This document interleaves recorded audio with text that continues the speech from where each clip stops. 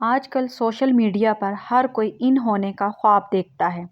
Face بک، Instagram, Twitter, YouTube, ہر کوئی ہر جگہ اپنی جگہ بنانا چاہتا ہے۔ ایسے ہی کچھ دن پہلے میری نظر فیس بک پر ایک پوسٹ پر گزری۔ بہت اچھے اقوال تھے پوسٹ سے، لگتا تھا کافی دیندار خاتون ہوں گی۔ میں نے ایک دو پوسٹ دیکھی تو مجھے اچھی لگی تو ان کا پیج اوپن کر لیا۔ کافی متاثر ہوئی تو ان کے پیج کو لائک کر دیا۔ اس پیج کے پوسٹ پر کمنٹس پڑھتی تو کافی حد تک پازیٹیو کمنٹس ملتے تھے۔ ایک دن ایک پوسٹ پر میری نظر پڑی تو وہ میری فرینڈ تھی۔ بس پھر تو کیا، میں اور میری فرینڈ خوب بڑھ چڑھ کر کمنٹ کرتے، بہت مزہ آتا تھا۔ سب سے زیادہ انجوائے تو تب کرتے جب ہم کمنٹ کرتے تو فوراً سے تبسم ناہید جو اس پیج کی ایڈمن تھیں جواب دیتی، جنہیں دیکھ کر ہماری حوصلہ افزائی ہوتی۔ تقریباً 3 ماہ ہو گئے ہمیں ان کے پیج کو لائک کرے ہوئے۔ ہر پوسٹ پہلے سے بڑھ کر ہوتی، دنیا کے ہر موضوع پر ان کی پوسٹ ہوتی تھی۔ حتیٰ کہ ایک خاتون نے اپنی ایک تصویر ان کے پیج پر پوسٹ کی جس میں ان کے بال کھلے ہوئے تھے اور ناخن لمبے تھے۔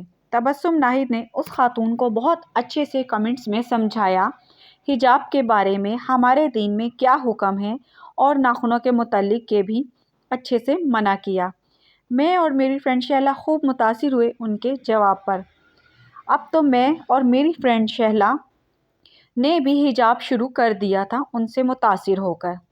شہلا نے تو کسی طرح تبسم کا فون نمبر بھی حاصل کر لیا تھا اور ان سے بات چیت بھی کرنے لگی تھی۔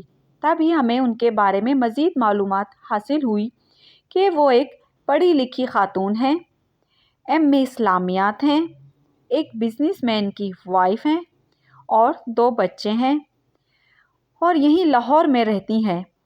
ان کی پوسٹ میں سسرال کی عزت، ساس سسر کا مقام، شوہر کا مقام، قرضے کے ہر ٹاپک پر پوسٹ ہوتی تھی۔ ان کی پوسٹ پر بہت مزہ آتا تھا۔ ادھر ان کی پوسٹ آتی اور ادھر کمنٹس کی بارش شروع ہو جاتی تھی۔ لاکھ کمنٹس تو بہت آرام سے ہو جاتے تھے۔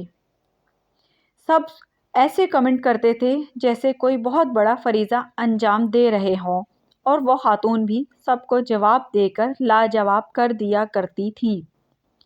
ایک دن ان کے پیج میں کسی نے اپنی منگنی کی تصویر شیئر کی۔ بظاہر تو بہت خوبصورت کپل تھا، مجھے تو کوئی اعتراض نظر نہیں آ رہا تھا۔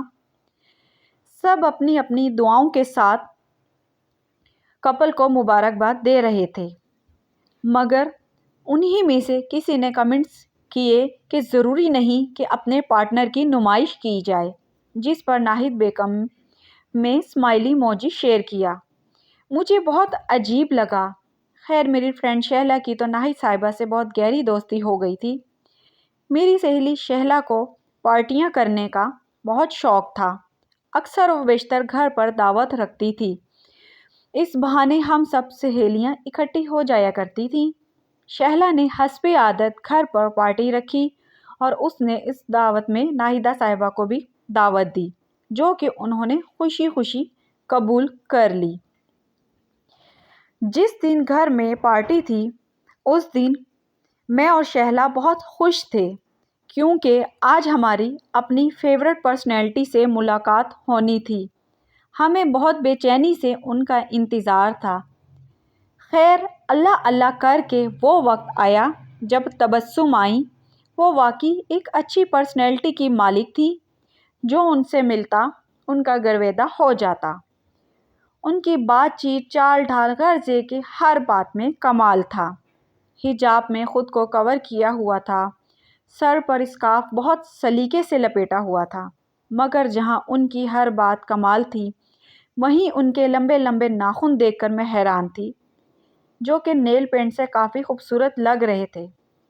مجھے ان کے نیل دیکھ کر برے نہیں لگے، بلکہ حیرت ہو رہی تھی، کیونکہ ان کی ایک پوسٹ میں لمبے ناخن کے متعلق جو میں نے پڑھی تھی، گناہ کے بارے میں بتا رہی تھی، اور میں خود جو لمبے ناخن رکھتی تھی ان کے اس پوسٹ کے بعد سے توبہ کر لی تھی اور دوبارہ ناخن لمبے نہیں کرے۔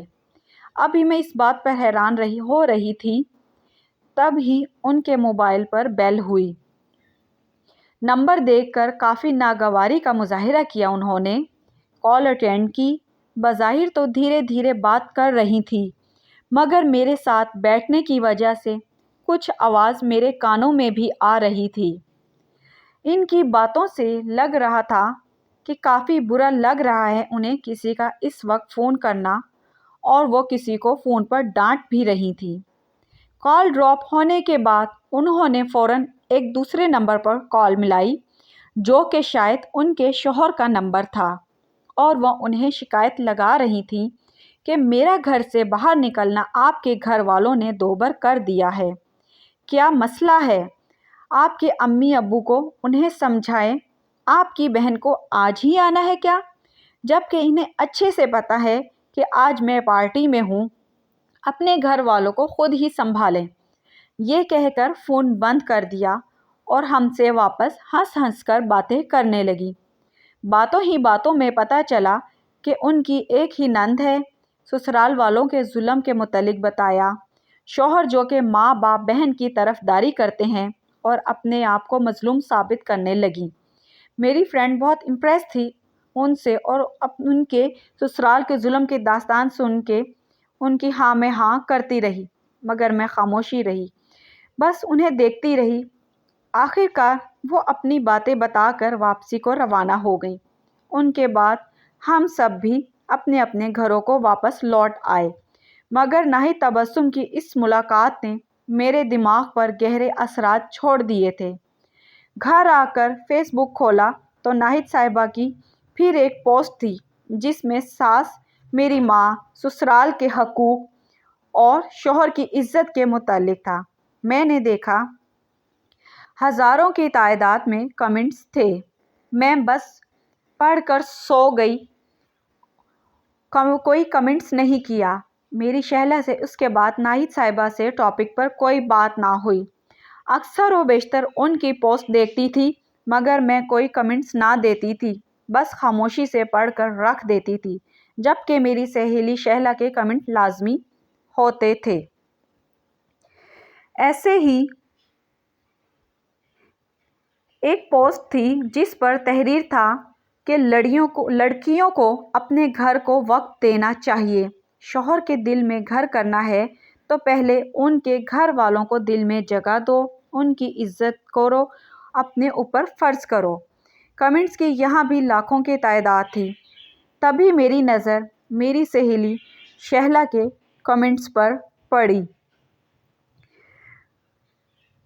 जिसमें लिखा था कि हमें पहले अपनी इस्लाह करनी चाहिए। जैसा हम दूसरों के सामने बनने की कोशिश करते हैं, अगर हम असल में अपने आप को ऐसा बना लें तो हमारा घर खुद ब खुद जन्नत बन जाएगा। ससुराल में भी इज़्ज़त होगी और शौहर के दिल में भी मोहब्बत होगी।